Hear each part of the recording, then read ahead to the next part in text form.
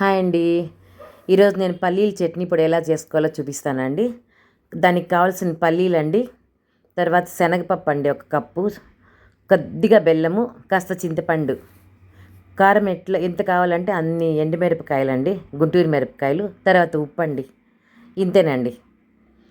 First చూడండి, ఎండుమిరపకాయలు, చింతపండు బానెట్లో కానీ, లేకపోతే మీ ఇంట్లో ఓవెన్ ఉంటే మైక్రో ఓవెన్లో పెట్టి కానీ వేపుకోవాలండి. నేను 2 మినిట్స్ పెడుతున్నానండి హై టెంపరేచర్లో. చూడండి, 2 మినిట్స్ పెట్టి వదిలేస్తున్నానంటే చాలా బాగా వేగుతుందండి చింతపండు, ఎండుమిరపకాయలు 2. చూడండి, తర్వాత బాండ్లు పెట్టుకొని గింజలు వేయించుకోవాలండి.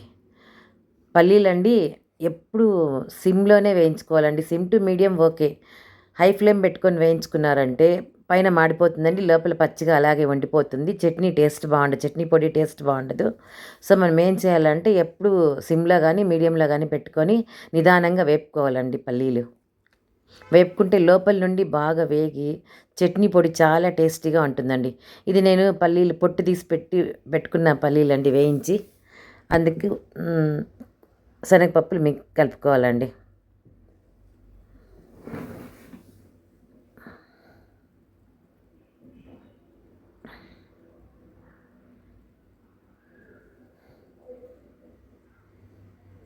ఓవెన్లో పెట్టినవి బయట తీస్తున్నానండి.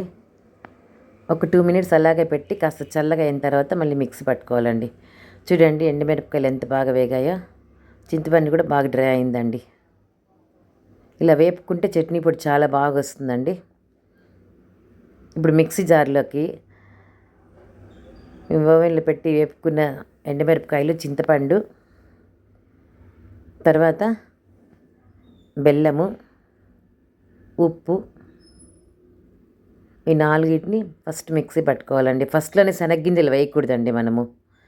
ఇలా మిక్సీ పెట్టి ఇలా కోర్సుగా మిక్సీలో పౌడర్ అయిన తర్వాత చూడండి, ఇప్పుడు శనగపప్పులు, శనగ్గింజలు కలుపుకోవాలండి.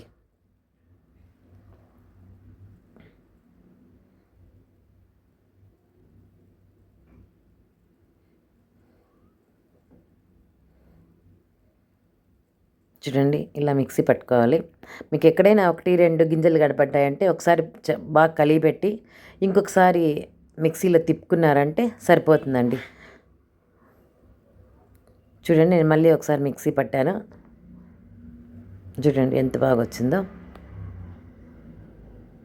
శనగ్గింజల చట్నీ పొడి రెడీ అయిపోయిందండి. చూడండి, పల్లీల చట్నీ పొడి రెడీ అయింది. టేస్ట్ చాలా బాగుంటుందండి. ఇది వేడివేడి అన్నంలోకి నెయ్యి వేసుకొని తిన్నా, లేకపోతే శనగ నూనె వేసుకొని తిన్నా బాగుంటుందండి. పొడి ఇడ్లీ అని చేస్తారు కదండి, ఆ ఇడ్లీల పైన ఈ పొడి వేసుకొని పైన నెయ్యి వేసుకొని తింటే చాలా బాగుంటుందండి. దోశలకు, చపాతీలకు అన్నీ బాగుంటుందండి. మీరు ఒక ఎయిర్ టైట్ కంటైనర్లో వేసుకొని 2 మంత్స్ అయినా పెట్టుకోవచ్చండి, ఏం చెడిపోదు. చాలా బాగుంటుందండి టేస్ట్.